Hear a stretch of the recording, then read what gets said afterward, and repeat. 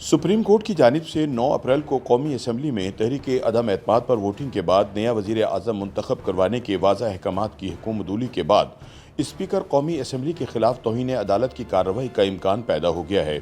दूसरी जानिब ये इत्तलात हैं कि इमरान खान ने सुप्रीम कोर्ट के फैसले के खिलाफ इंट्रा कोर्ट अपील दायर करने का फैसला किया है ताकि अपने खिलाफ वोटिंग को मजीद लटकाया जा सके। ताहम आइनी माहिरीन के मुताबिक 5 रुकनी बेंच का फैसला चूँकि मुतफ़क्का है और इसमें किसी किस्म का कोई इबाहम नहीं, इसलिए अगर इसके खिलाफ इंट्रा कोर्ट अपील की जाती है तो वो भी मुस्तरद हो जाएगी। दूसरी जानिब स्पीकर कौमी असम्बली असद कैसर भी सुप्रीम कोर्ट की हिदायत के बावजूद कौमी असम्बली में तहरीक अदम एतमाद पर वोटिंग का अमल लटकाए चले जा रहे हैं। याद रहे कि चीफ जस्टिस उमर अता बंदियाल की सरबराही में अदालत उज़्मा के 5 जजों ने 13 पैराग्राफ्स पर मबनी मुख्तसर फैसला दिया था, जिसका बुनियादी मकसद 9 अप्रैल को हर सूरत में तहरीक अदम एतमाद पर वोटिंग करवाना और नए वज़ीर आज़म का इंतखाब करवाना था। स्पीकर असद कैसर की जानिब से वोटिंग को लटकाने पर अपोजिशन तौहीन अदालत के इल्ज़ाम पर कार्रवाई के लिए सुप्रीम कोर्ट से रुजू भी कर सकती है, जिसके नतीजे में असद कैसर के खिलाफ सख्त कार्रवाई भी हो सकती है। आइनी माहिरीन का कहना है कि स्पीकर की जानिब से सुप्रीम कोर्ट के फैसले के बावजूद अगर अदम एतमाद की तहरीक पर वोटिंग ना करवाई गई तो इस बात का भी इम्कान है कि अदालत उज़्मा वोटिंग करवाने के लिए कोई मॉनिटरिंग जज मुकर्रर कर दे।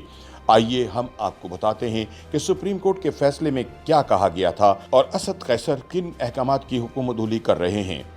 अदालती फैसले के पैराग्राफ नंबर 1 में सुप्रीम कोर्ट ने डिप्टी स्पीकर कासिम सूरी की 3 अप्रैल की रूलिंग गैर आइनी करार दी थी। अदालती फैसले के पैराग्राफ नंबर 2 में तहरीक अदम एतमाद को ज़ेरे इल्तवा करार दिया गया था। पैरा नंबर 3 में लिखा गया कि जब तहरीक अदम एतमाद ज़ेरे इल्तवा हो तो वज़ीर आज़म किसी भी सूरत सदर को असम्बली तोड़ने का मशवरा नहीं दे सकता। पैराग्राफ नंबर 4 में लिखा गया कि सदर का 3 अप्रैल को असम्बली तोड़ने का ऑर्डर मनसूख किया जाता है। पैरा नंबर 5 में लिखा गया कि चूंकि सदर ने असम्बली गलत मशवरे पर तोड़ी और हुक्म मनसूख हो चुका, लिहाजा कौमी असम्बली अपनी पहली हालत में मौजूद है। अदालती हुक्म के पैरा नंबर 6 में लिखा है कि सदर की तरफ से निगरान हुकूमत और आम इंतखाबात के लिए उठाए गए तमाम इक़दामात का लदम हैं। फैसले के पैराग्राफ नंबर 7 में लिखा कि वज़ीर आज़म इनकी हुकूमत और तमाम वज़रा को इनके ओहदे पर 3 अप्रैल की पोजीशन पर बहाल किया जाता है। पैराग्राफ नंबर 8 में लिखा है कि स्पीकर की तरफ से तहरीक अदम एतमाद पर कार्रवाई के लिए असम्बली के बुलाए गए इजलास की मनसूखी या मुलतवी के अहकामात की कोई कानूनी हैसियत नहीं है और ऐसे अहकामात मनसूख किए जाते हैं। अदालती हुक्म के पैरा नंबर 9 में लिखा है कि कौमी असम्बली का इजलास हफ्ते को सुबह 10:30 बजे से कबल बुलाकर तहरीक अदम एतमाद पर वोटिंग कराई जाए।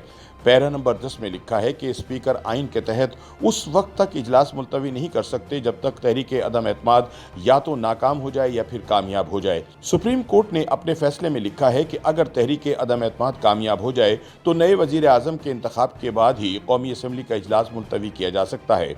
अदालती फैसले के पैरा नंबर 11 में लिखा है कि वफाकी हुकूमत तहरीक अदम एतमाद पर वोटिंग के लिए तमाम मेंबरान को सहूलत फराहम करेगी और कोई ऐसा अमल नहीं करेगी जिससे किसी को वोट डालने में कोई रुकावट पैदा हो। फैसले के पैरा नंबर 12 में लिखा है कि अरकान पार्लियामेंट की नाअहली से मुतालिक आर्टिकल 63A के हवाले से कोई आर्डर नहीं है और जो भी इस ज़िम्न में आएगा इसकी नाअहली का मामला कानून के मुताबिक देखा जाएगा, चाहे वो तहरीक अदम एतमाद पर वोटिंग में हिस्सा ले या वज़ीर आज़म के इंतखाब में वोटिंग में हिस्सा ले।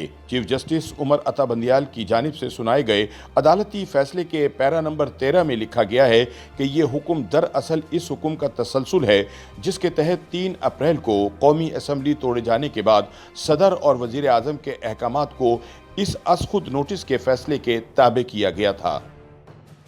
YouTube पर गूगली न्यूज देखने के लिए youtube.com की सर्च बार में गूगली न्यूज टीवी टाइप करें। गूगली न्यूज के पेज पर सुर्ख रंग के सब्सक्रिप्शन वाले बटन पर क्लिक करना ना भूलिए। YouTube पेज पर अपलोड होने वाली वीडियोस से बाखबर रहने के लिए बेल आइकन पर क्लिक कीजिए। आपको हर नई वीडियो के बारे में नोटिफिकेशन मौसूल हो जाएगा।